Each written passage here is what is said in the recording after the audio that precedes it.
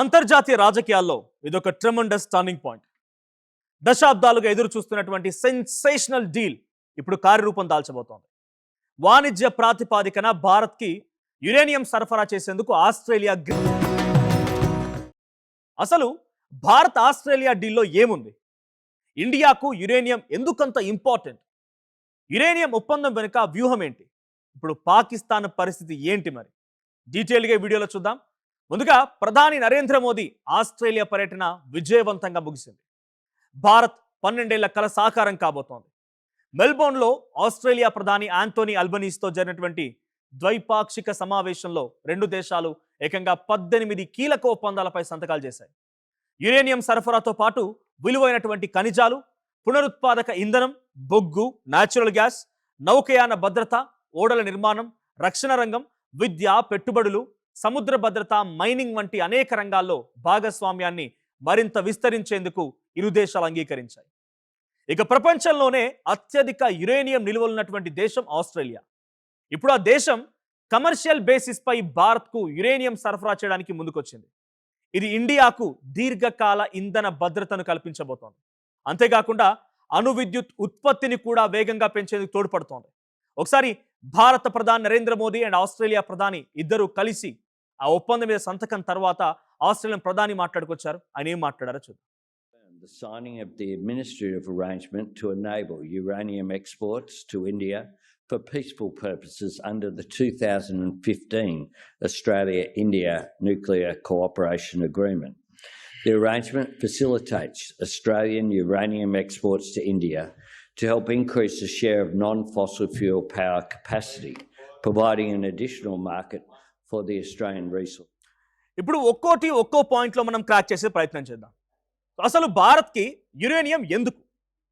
2047 నాటికి 100 గిగావాట్లు అణు విద్యుత్ ఉత్పత్తి చేయాలనే లక్ష్యంతో భారత్ ముందుకు సాగుతోంది. ప్రస్తుతం దేశంలో కేవలం 24 అణు రియాక్టర్లు పనిచేస్తున్నాయి. వాటి మొత్తం సామర్థ్యం 8.78 గిగావాట్లు మాత్రమే. కొత్త అణు విద్యుత్ కేంద్రాలు నిర్మించాలంటే నిరంతరంగా యురేనియం సరఫరా ఉండాల్సిందే. అందుకే ఇప్పుడు ఆస్ట్రేలియా సప్లై చేయబోతున్నటువంటి యురేనియం ఇండియాకు కీలకంగా మారింది. ఇప్పటికే ఫ్రాన్స్తో రాఫెల్ ఫైటర్ జెట్లు, సబ్మెరైన్లు, అణుశక్తి రంగంలో బలమైనటువంటి భాగస్వామ్యాన్ని ఏర్పరచుకున్న భారత్ ఇప్పుడు ఆస్ట్రేలియాతో కూడా ఇంధన భద్రత, కీలక ఖనిజాలు, రక్షణ సహకారాన్ని మరింతగా బలోపేతం చేసుకోబోతోంది. ఒకవైపు ఫ్రాన్స్, మరోవైపు ఆస్ట్రేలియా రెండు కీలక వ్యూహాత్మక భాగస్వాములో భారత్కు మరింత బలాన్ని ఇస్తున్నాయి. ఇక ఈ అణు ఒప్పందంతో పాకిస్తాన్ గుండెల్లో వణుకు మొదలైంది. ఎందుకంటే అసలు ఈ యురేనియం బ్యాకప్ లేకుండానే ఆపరేషన్ సింధూర్ సమయంలో పాకిస్తాన్ను ఇండియా చిత్తుగా దెబ్బకొట్టింది. అలాంటిది ఇప్పుడు యురేనియంతో అణు విద్యుత్ కేంద్రాలు ఊపందుకుంటే భవిష్యత్తులో ఇండియాపై దాడి చేయాలన్నా, కన్నెత్తి చూడాలన్నా పాకిస్తాన్కి 4 ఎకరాలు తడిచిపోద్ది. అంటే వాళ్ళందరూ కూడా అంతలా భయపడిపోతారని అర్థం. ఒకవైపు అప్పుల ఊబిలో కూరుకుపోయి అంధకారంలో ఉన్న చైనా అండ చూసుకొని భారత్పై కత్తులు దూసే పాకిస్తాన్కు ఈ దెబ్బతో అంతర్జాతీయంగా చుక్కలు కనిపించడం ఖాయం. అందుకే ఈ పరిణామాలు పాకిస్తాన్, చైనాలో ఆందోళన కలిగిస్తున్నాయని విశ్లేషకులు చెబుతున్నారు. అయితే మోదీ పర్యటన కేవలం యురేనియంకే పరిమితం కాలేదు. రక్షణ రంగంలో కూడా కీలక ఒప్పందాలు జరిగాయి. రక్షణ పరిశ్రమల్లో సంయుక్తి తయారీ, టెక్నికల్ నాలెడ్జ్ పంచుకోవడం, ఒకరి భూభాగం నుంచి మరొకరి మిలిటరీ ఎయిర్ క్రాఫ్ట్ ఆపరేషన్స్ కి సహకరించడం, తీర ప్రాంత నిఘా, ఎక్స్చేంజ్ ఆఫ్ ఇన్ఫర్మేషన్, సముద్ర కాలుష్య నియంత్రణ, సామర్థ్యాల పెంపుపై ఇరు దేశాలు కలిసి పనిచేయబోతున్నాయి. ఆస్ట్రేలియా డీల్ మన క్లీన్ ఎనర్జీ లక్ష్యాలను మరింతగా బలాన్ని చేకూరుస్తుందని మోదీ కూడా అన్నారు. ఆస్ట్రేలియా పర్యటనలో మోదీ ఈ కీలక అంశాల మీద చర్చించారు. ఆయన ఏం మాట్లాడారో చూద్దాం. आज हमने एक महत्वपूर्ण समझौता किया है. इससे ऑस्ट्रेलिया से भारत को यूरेनियम सप्लाई का मार्ग खुलेगा और हमारे क्लीन एनर्जी के उद्देश्यों को नई ताकत मिलेगी. क्रिटिकल मिनरल्स में हमारा सहयोग हमारी स्ट्रेटेजिक सिक्योरिटी और क्लीन एनर्जी ट्रांजिशन के लिए महत्वपूर्ण है. इसी सोच के साथ आज हमने Australia India partnership on cyber, critical technologies and supply chains यानी एआई पैक्स की पहल ली है। हम मिलकर क्रिटिकल मिनरल्स कॉरिडोर ఇక ఇండో పసిఫిక్ ప్రాంతంలో భారత్ వ్యూహాత్మక ప్రాధాన్యం పెరుగుతున్న సమయంలో ఈ ఒప్పందాలు మరింత కీలకంగా మారాయి. ఇప్పటికే అమెరికా, జపాన్, ఆస్ట్రేలియాతో కలిసి క్వాడ్ కూటమిలో భారత్ కీలక పాత్ర పోషిస్తోంది. ఇప్పుడు ఆస్ట్రేలియాతో ఇంధనం, రక్షణ, సముద్ర భద్రతా రంగాల్లో సహకారం పెరగడం ప్రాంతీయ వ్యూహాత్మక సమీకరణాల్లో భారత్ స్థాయిని మరింత బలపరుస్తుందని విశ్లేషకులు భావిస్తున్నారు. ఇక ప్రధాని మోదీ పర్యటన వ్యాపార రంగంలో కూడా మంచి ఫలితాలను సాధించింది. భారత్లో భారీ పెట్టుబడులు పెట్టాలని మోదీ ప్రపంచ పారిశ్రామికవేత్తలకు పిలుపునిచ్చారు.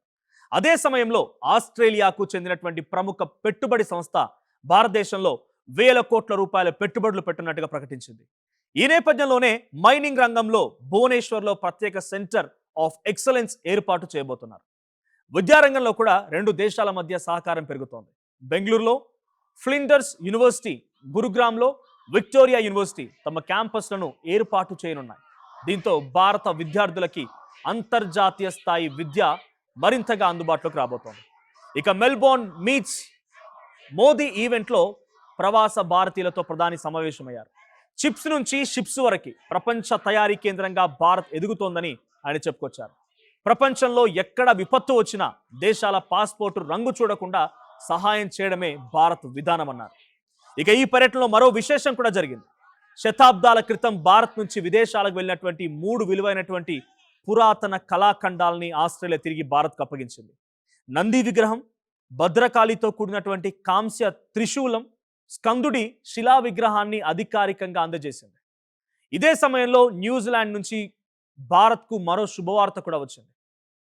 సో రెండు దేశాల మధ్య వాణిజ్య ఒప్పందం అమల్లోకి వచ్చిన మొదటి రోజు నుంచే ఇండియా నుంచి వెళ్ళేటువంటి 57% ఉత్పత్తులపై దిగుమతి సుంకాలను తొలగిస్తామని ఆ దేశ ప్రభుత్వం ప్రకటించింది.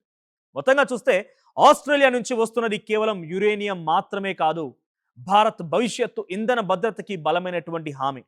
ఒకవైపు అణు విద్యుత్, మరోవైపు వ్యూహాత్మక భాగస్వామ్యాలు, ఇంకోవైపు ఇండో పసిఫిక్ లో పెరుగుతున్నటువంటి భారత్ ప్రభావం.